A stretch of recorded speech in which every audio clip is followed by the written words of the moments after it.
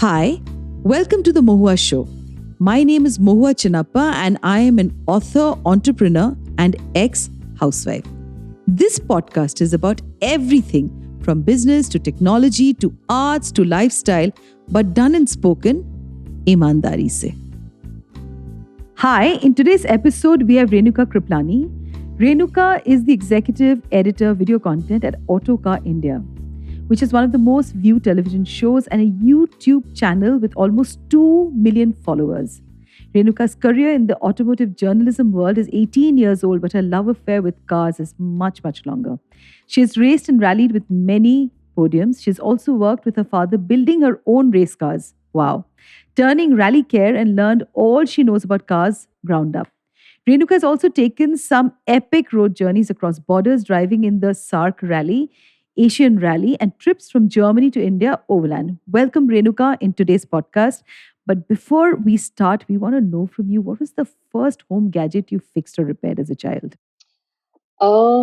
This was a radio. I remember, and the radio conked, and I kind of took it apart. I don't think my mother was too happy about it, but when she saw it all opened out, but I actually managed to put it together again, and then it became, when you're a kid and you manage to do those things, how proud your parents feel, and they were kind of excited. So it became a thing that, oh, Renuka takes things apart and fixes them together again.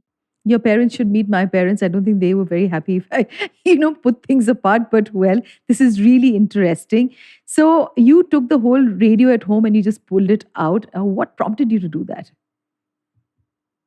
Well, my nanny, who I grew up with, loved listening to the radio, and I think she was deeply distressed that her radio wasn't working. And it was kind of the home radio that she used to listen to through the day and sing songs. And I was upset that she was upset, so I decided to fix it. And it was a small issue. I remember that one of the wires had come disconnected, and in those days, of course, I didn't know how to solder and things like that. But I kind of just taped it into place, and it worked. So I was very excited with myself that I'd managed to fix it. Okay, but coming back now from the radio into the world of television, okay, what is the first car race you remember watching in person on television? If you remember any, just tell us about it. Which is the first car that you recall even today when you look back? Well, the first race I remember watching or actually listening to was when my father did a race. They drove from Europe across to Dhaka. There was a race in those days, and he did it in a standard Triumph. So I remember listening avidly to that and looking at pictures in the newspaper because it was the first time an Indian team had gone overland to race. So I remember that very, very clearly. And, rooting for my dad and hoping that he would win was one of the biggest memories I have. How wonderful is that? So tell us about the first car you bought. So the first car I bought was a Fiat. It was a race-prepared Fiat that I bought off my dad because he used to prepare these cars for a racing team. And after every year or year and a half, the depreciated cars were sold off. So I kind of convinced him that I needed to drive because now I'd studied, I'd come back, I was around 20, and I wanted to have my own car. But the ulterior motive was actually to enter my very first race, which he didn't know about. So, which is why I was gunning for that race car. And that's exactly what I did. So, my very first race was in that car without my dad really knowing about it. And I don't think he was very happy when he saw me there at the start line and my name on the grid. But eventually, I went on to win that race. And I think that was kind of a turning point for him believing that cars were my life and that, everything I wanted to do would be around cars. So it's very interesting to know that at the age of 20, you got your own car. And then obviously, I mean, you were the kind of a chick who knew how to take the whole mean machine apart. How did it work with the guys when you went out on a date? I mean, were you picking them up in your car or they were the ones who were being chivalrous? I need to know this, Renuka. I think actually it was quite cool because I had this Fiat that looked for all practical purposes like a normal car, but I'd zip off at signals and it was actually tuned for racing. So I think the guys were quite impressed with it, and I think they wanted me to come pick them up just so they could drive this car as well. So it kind of worked out very cool. Oh, that's a double whammy. So, even though we are in the 21st century and when it comes to women in driving, we are still talking about busting the myth that women are rash drivers. So, I have some data that I will read it out to you very, very quickly. With that, I was just doing some research and I found this. The statistics in favor of women drivers are women are safer drivers than men, and statistics backs it up. Research has revealed that women tend to break fewer traffic laws than the men. Examples of offenses in which majority share is made by men, which include driving under the influence of alcohol, speeding, failure to yield and stop at signals, violations, and reckless driving. Also, as per statistics collection in India by the Ministry of Road Transport Highways, fewer women than men are responsible for road accidents and the fatalities that are caused by this. In the UK in 2017, men accounted for 72% of the total, penalty points related to traffic offences, despite the fact that the number of drivers on the road is almost equal. So, as per the same research, men accounted for 84% of drunk driving offences, 78% of speeding offence, and only in three areas are women penalized more than men. There is aiding, abetting, counseling, or procuring driving, while disqualified and flouting pedestrian crossing rules also. So these statistics really prove that women are equally or actually usually much better drivers, than men. And myths are stereotypes and surround this. These things have been busted. So you tell me your take about this. I mean, do you think that there would be more facts in which you think that you would be able to change the narrative for people who will be listening to this podcast right now? I think what we need to do is amplify these facts. I think, it's just been through the ages. And I think at a certain point in time, it was kind of said in that way because women didn't go out and drive. And this was I'm talking about, the older ages. And so they didn't do it as much. And I think because they didn't do it as much when they went to, probably they were the best drivers. And that kind of, I think, has just stuck through the ages. I don't think that it has anything to do with gender anymore. In fact, like you said, all data proves that, all the offenses, accidents, things like that, most of them are, men driving worse than women. And I think men drive rasher. Women are more rational when they drive. They drive a little calmer. But there are so many sexist jokes, about women driving. And I mean, I've driven around with friends, and if there's somebody who's like little caught, or there's a traffic that's the car that's moving slowly, invariably the man next to you will say, "Oh, I'm sure it's a woman driving." And this is the mindset that people have. So to come back to you from where you began and today, have you seen more women journalists covering the automotive industry? And the number should say something if you have any number of Oh, yes. colleagues that yeah. Tell us more. We have now, we have something called the Women's World Car of the Year. It's a group of women motoring journalists. We started off as 12 years ago. We now have 46 women journalists, motoring journalists across the world that actually vote for a car of the year. It's called the Women's World Car of the Year award. And it's become quite big. And actually, all of these women motoring journalists across are working in their own regions to make people realize that it's not only about women drivers. Even if you see, motoring in general, ads were always targeted towards men. It was just assumed that men will buy cars, men will drive cars. That's changed, and it's changed and how over the years. And I think, even manufacturers are beginning to realize that more and more. I mean, even in India, do you see ads? You'll see a woman on a scooty as opposed to a man. You'll see a woman driving and the man sitting on the other side. Those were things you never saw before. It would always be the man in the driver's seat and the family beside him. But that's changing. I think it's changing over time. And I think more and more people and manufacturers and everybody's realizing that, women drive just as much as men. They buy cars just as much as men. And like you said, data proves they drive better than men, actually. Absolutely, they do. But according to me, this is also such a PR marketing tactic, of having women to drive, because there's such a huge, cry now from women all across. And you've been a jury, of women journalists across the world who was awarded the Women's World Car of the Year. It's not a woman's car that's awarded, right? It's just the best car in the category. So do you think ever the whole manufacturing industry, will cater to a woman? Because, for example, my hands are very small, and there are many women like me. I can't hold the iPhone, and the iPhone, which is predominantly used mostly by women, my hand doesn't hold it. So in the same way, I would like to imagine that for a car, do you think a car would really be designed for a woman?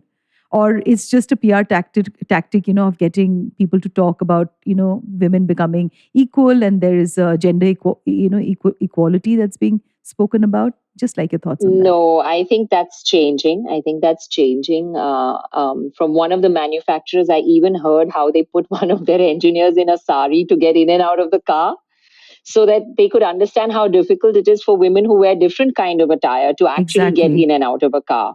So I think okay, it's not the topmost on everybody's mind, and I know cars are still generically designed similarly, but I think people are realizing that more and more things that women need in a car, and maybe access, pedals, height. um, I think all of this has changed over the years, and I think cars are now designed kind of unisex as opposed to just targeted to one gender. And most manufacturers now across the world have so many female engineers, which is something we never saw before, female designers of cars, which is something we never saw before. Oh, that's So I think fantastic. that's Wow. also changing. Okay. Yeah, I mean, our very own Mahindra and Mahindra had a female designer who designed the XUV 500. So I think, yeah, it's changing. Times are changing. It's slow. The jokes still don't go away, and we They still have don't. to contend with the trollers. Yeah, Yes. I get so many trollers who ask, "Why is a woman reviewing cars?" And I'm like, well, "How does the gender matter? It's the subject that matters. Am I saying something wrong? Am I doing something wrong? So it's kind of weird, I mean, do they worry whether it's a male chef or a female chef reviewing their food? Despite the fact that women are supposed to be cooking in the kitchen, and that's an old age myth, but we busted that. It's changed. So I think people need to realize that it's changed in every aspect, and I'm not talking only automotive. In all As spheres long as of a life. person knows their subject, why should the gender matter? Exactly. But do you think there is a difference in how men and women talk about cars? I mean, do you think there is a difference you feel at, present? And do you think we misinterpret it somewhere ever, with the way men and women talk about cars? I don't even think it's just men and women. I mean, there's a big difference between my husband and me. I'm a car person completely, and I'll go in there and I'll check the way the engine performs, and I will want to know, how easy it is to drive, how it handles around corners. And my husband is bothered about how good the AC works, how well the music system works, what features does the car have, how comfortable is it. So it's person to person. I don't There are different kinds of buyers. Some are enthusiasts, some are worried about features, some worry about the way the car handles. I think there's different kinds of people, and I really wouldn't like to pin it down to gender. I don't think that is what makes a difference. Sure, there are things that women will look for more in cars than men do, and there are things that men will look for more in cars than women do, but it goes both ways. So tell me, Renuka, even in your work, as a journalist in the automotive industry, was it ever difficult for you, trying to make your place? Because I would like to believe that women are still struggling, in this entire world of work, and, the hierarchy that goes in there, and especially in the automotive industry. It's a very masculine environment, I would like to believe. And, especially now that you've done your rallying, it is a masculine environment. How do you hold yourself together in a situation like that? Because I'd really like my listeners to know. So I'll have to tell you that my journey has been a very easy and a lucky one. But I hear my female journalists from other countries, and I'm proud to say this because I'm in India, and we think that in India we're regressive as far as women go. But I think in my industry, in the automotive industry in India, my co-journalists, I was hired by a man who thought that it was great that a woman knew all about cars and to anchor a show. He had the faith in me, and I have to say, Hormuz Sarabji, credit to him for that. Kind of really let me do it my way as well. So I think I've had it lucky because the people who knew me had the faith in me, and that kind of, made the other men or in the industry around have the faith in me. And I think whether it was during my rallying days or whether it is in the automotive industry, whether it is around my office where there's predominantly men, I get treated as one of the boys. They never really treat me different. Sometimes I have to remind them that, hey, guys, it's me. I'm a woman. So, I've had that journey easy, but I've heard my co-journalists, on this Women's World Car of the Year tell me about how difficult it is for them sometimes in their countries, and I'm talking about European countries, where they walk into a room and they're just singled out because they're the only female journalist in the room. And I've never had that problem here. I'm very often the only female journalist in a room of people. And, I've always had the same amount of respect as the male journalists there. There are rare occasions, but, those are very rare occasions. And I think those are, exceptions that happen in any field to anyone. So I wouldn't say that it's a problem. Where I see the problem is in the younger generation, unfortunately, out there, that's on social media, nameless, faceless people that Oh, yeah, sit out there absolutely. and troll. And I think that is where I find the biggest problem. And it worries me because this is the younger generation. This is the generation of tomorrow. And I think they should be more progressive rather than regressive. This is the generation that is actually sitting out there and trolling women. And I think that is really, really offensive. I think they need to open their minds. I think they need to understand. They need to put things into perspective. And I'd like to take every one of them head on anytime. I mean, if I'm saying something wrong, sure, call me out for it. But calling me out just because I'm a woman, I mean, I think that is completely, completely Does it wrong. frighten you Why do ever? you think women cannot review cars? Does it frighten you ever, Renuka? Because the kind of trolling that's done is so aggressive sometimes. And as a woman being in, like I said, in the whole, such a masculine supremacy industry, how do you, navigate this mentally, emotionally when this sort of trolling happens? I think I was talking about it the other day, as to what driving has taught me. Yeah, and I remember my very first race. It's a funny story, actually, so I'll share it with you. I was so nervous. That was when I bought that Fiat. I was so nervous, so nervous, so nervous because in my first race, my dad was watching. I had so much to prove. I'd actually qualified in the front row of the grid, and you think that would have eased my pain, but it actually doubled it because then I had more to prove, on the actual race day. So I went out there and we started off, and there was one car that went out ahead of me, and I was in hot pursuit. And obviously, you have one eye on the rear view, and I saw the car behind me flip. So I kind of turned the rear view mirror away because I didn't want to see it, didn't want to know it. And then I just got into this zone and drove. And suddenly I saw these yellow flags waving. Now, when you race and a yellow flag waves, it means slow down, there's something wrong. So I panicked. I thought, oh God, what have I done wrong?